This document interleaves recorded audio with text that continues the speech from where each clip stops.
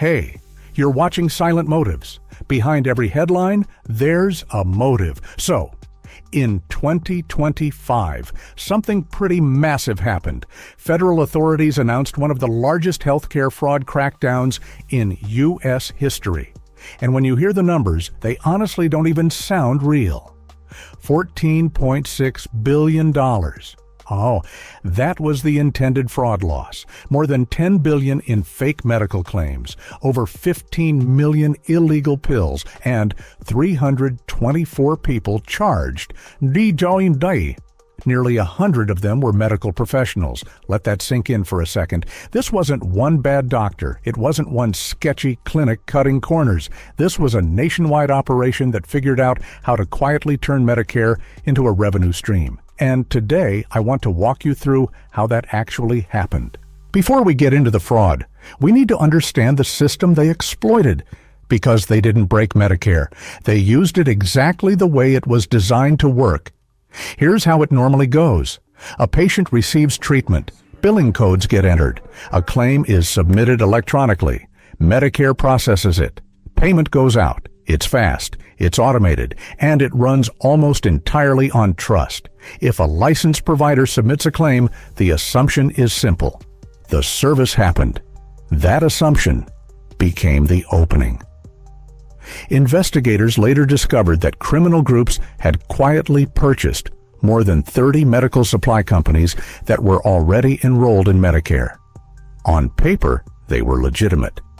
Behind the scenes, they became billing engines. Shell owners were listed. Straw managers were installed.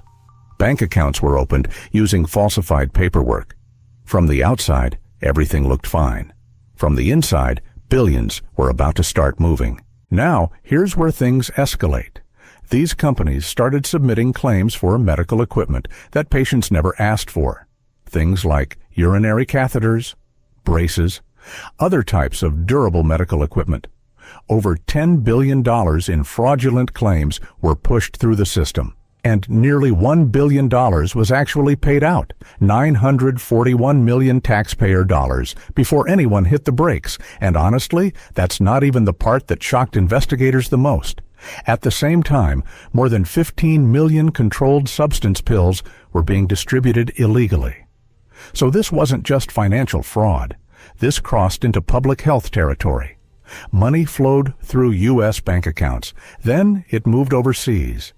Investigators traced connections to foreign networks, including operations tied to Russia and Estonia. The structure was disturbingly simple. Buy real companies. Use their Medicare enrollment. Submit fake claims. Collect federal payments. Move the money offshore. Repeat. And because those companies were technically real, the claims blended in. That's what made this so effective. It didn't look like fraud. It looked like business. Eventually, the scale got too big to ignore. The Federal Bureau of Investigation and the U.S. Department of Justice launched coordinated investigations across all 50 federal districts. Subpoenas went out. Billing records were pulled. Bank transfers were traced across borders. 19 defendants were charged in one of the core networks alone. 4 were arrested overseas. 8 were intercepted at major U.S. airports while trying to leave the country. More than $27 million in fraud proceeds was seized, and across the entire operation, 324 defendants, 96 medical professionals, 50 federal districts involved. This wasn't random enforcement. This was a coordinated national takedown. What this really means now, let's zoom out for a second. $14.6 billion was the intended fraud loss. Nearly $1 billion was actually paid out. But beyond the numbers, here's what really matters. Medicare is funded by American taxpayers. When fraud drains the system, it affects everyone. It impacts premiums. It strains federal budgets. It forces stricter oversight on legitimate providers. And for seniors whose Medicare information was used without their knowledge, it feels personal. Healthcare depends on trust. And when that trust is exploited at scale, it changes how people view the entire system. Why this happens? So why does something like this even happen? Because large systems create distance.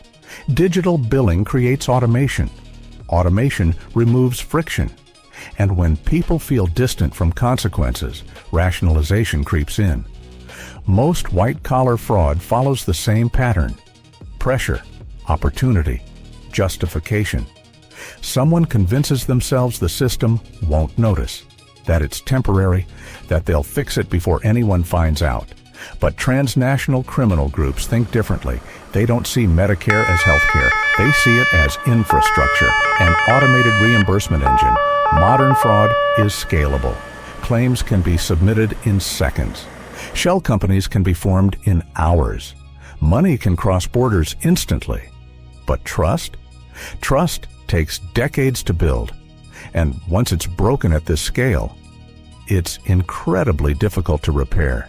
The 2025 healthcare fraud takedown exposed a serious vulnerability in one of America's most important systems.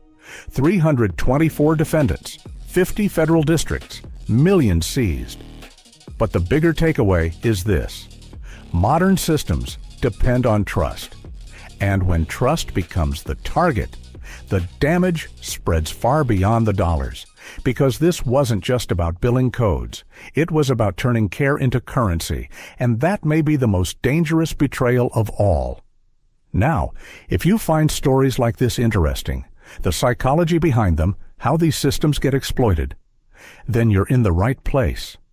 And if you want more deep dives like this, you probably already know what to do. I won't beg, but let's just say, if you don't subscribe, Medicare might send you equipment you didn't order. Kidding, mostly. I'll see you in the next one.